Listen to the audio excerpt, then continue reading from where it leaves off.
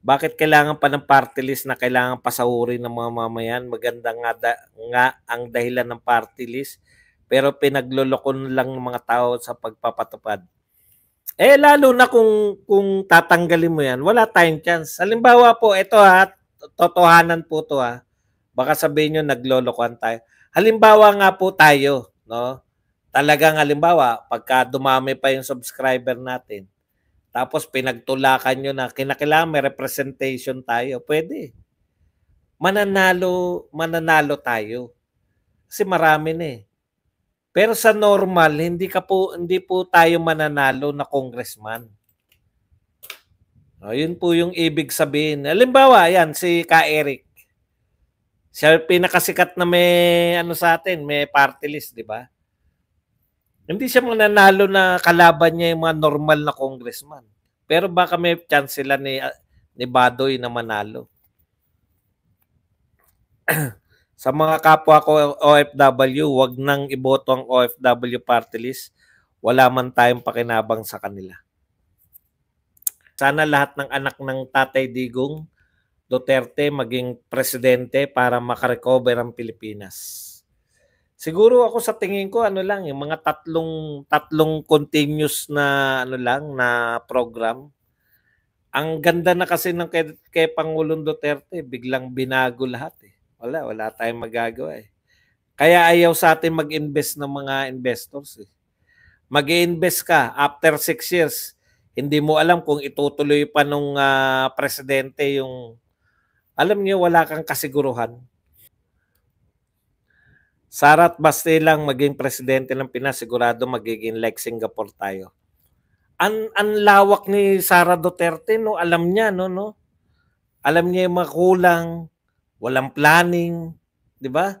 Alam na niya eh. Kaya si Sara Duterte, alam niya kung ano tatahakin ng Pilipinas. Marunong talaga, marunong.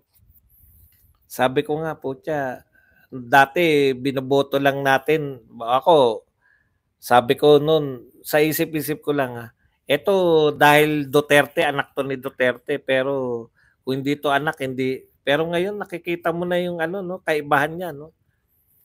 Mas ano nga siya, mas anong tawag doon, yung mas systematic eh. May sistema talaga eh. Focus lang tayo sa mga Duterte. Kaya ako, pinanonood ko lang yung mga vloggers na nalilibang lang ako. At least, naibubuhos nila yung sama na. Hindi natitigil eh, no? Hindi natitigil yung mga away. Pero meron talaga yung mga sabit. Yung mga dating mga BBM na hindi ko maintindihan kung ano yung purpose talaga nila eh.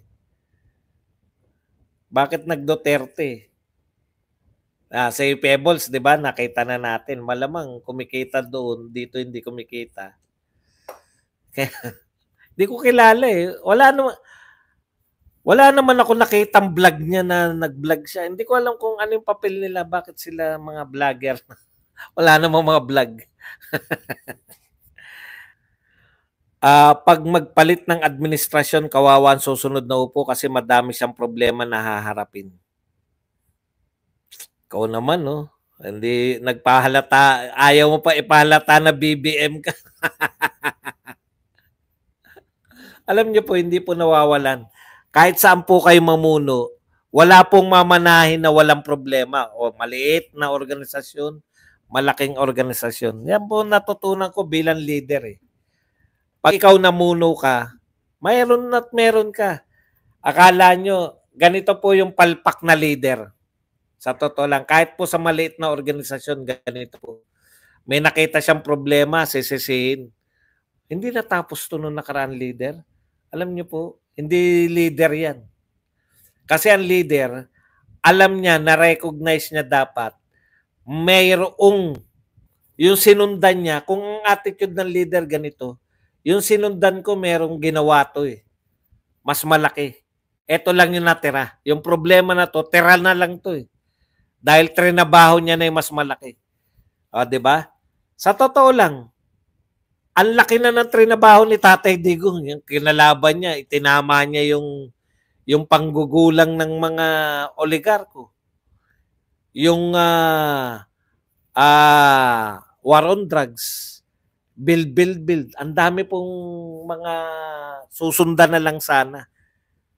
Ngayon, ang problema ng mga follower, pag nakakita ng problema, may traffic pa rin. Di ba sabi ni Duterte, wala nang traffic by year 20. Kita nyo, paano lulutasin? Una yung hinahanap, yung masisisi. Hindi kayo leader, basta ganyan. Ang ugali ng isang leader, ano problema, lutasin. Pero yung, eto problema, bakit hindi ito nalutas yung nakaraan? Magbida agad.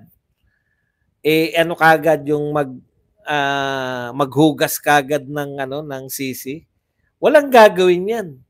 Kasi, putya, sinisisi mo kagad eh. Kaya malala, tignan nyo kung gaano kalala yung West Philippines ngayon. Wala na kasing ginawa kundi isisi lang sa nakaraan. Bakit sa kipag-ugna? Mantalang 6 years si Duterte, walang major na hindi ko nga nabalitaan kung binomba ba tayo man lang ng di ba? Water cannon. Dito nakita na natin ng lahat na mas worse. Binangga yung mga barko natin, binomba tayo. Totoo naman yun. Nakapagpasok sila Tatay Digong doon ng mga... Kasi giba na sana yun kung hindi na-reinforce. Pero yan yung yan yung diplomacy in action. Ito, masarap pakinggan. Hindi tayo papadaig sa mga Chino. Masarap pakinggan, no? Ang tapang natin, no? Pero araw-araw tayong binobomba, araw-araw tayong binabangga. Huwag niyong iliteral na naman na araw-araw. Support ipanaw. Wala na ba? Ipanaw lang ba yung Duterte na party list? Kabago-bago ng barko natin galing Japan, pinabangga South China Sea. Yung power po ng no? Kaya nga ang tawag diyan diplomacy, di ba? Yun ang kulang natin, hindi tayo marunong makipagdiplomasya. Bernardo, salamat. Boss, bakit yung ibang vlogger, 3 lang na senador ang gustong manalo, nakakampi ni BP? Sara, tapos galit na galit kay Senator Bongo at Senator Bato. Kaya nga tayo narito. Para ipaliwanag sa inyo, nang iboto natin yung mga hindi nang iwan. Bakit natin iiwan? Hindi na nga sila nang iwan.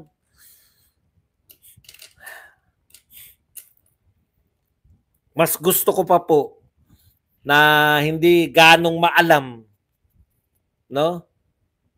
Pero hindi nang iiwan kaysa napakadunong. Pero wala, kasi wala silang gagawin eh. Narinig nyo ba yung mamarurunong? Na ito pa, imbestigahan namin to kagad, tong mga nawawalang pondo. May narinig ba kayo? Ano sinabi? Ayusin ko yung decorum sa Senado. Sabi ni Tito. Ano sabi ni I will not reinvent myself. O di, anong maasahan natin dyan sa... Yan ang mga pinakamarurunong, ha? Ang problema sa ibang nating kababayan ay nabibili ang kanilang boto sa halagang 500 at 1,000 kaya walang silbi ang adikain nating mabago ang bansa. Huwag kang susuko. Kasi pag tayo ang sumuko, wala na mangyayari talaga. Yung mga bumibili, bili lang ng bili. Tayong nagpapaliwanag na wag po tayong magpabili dahil ibabalik din sa atin yan.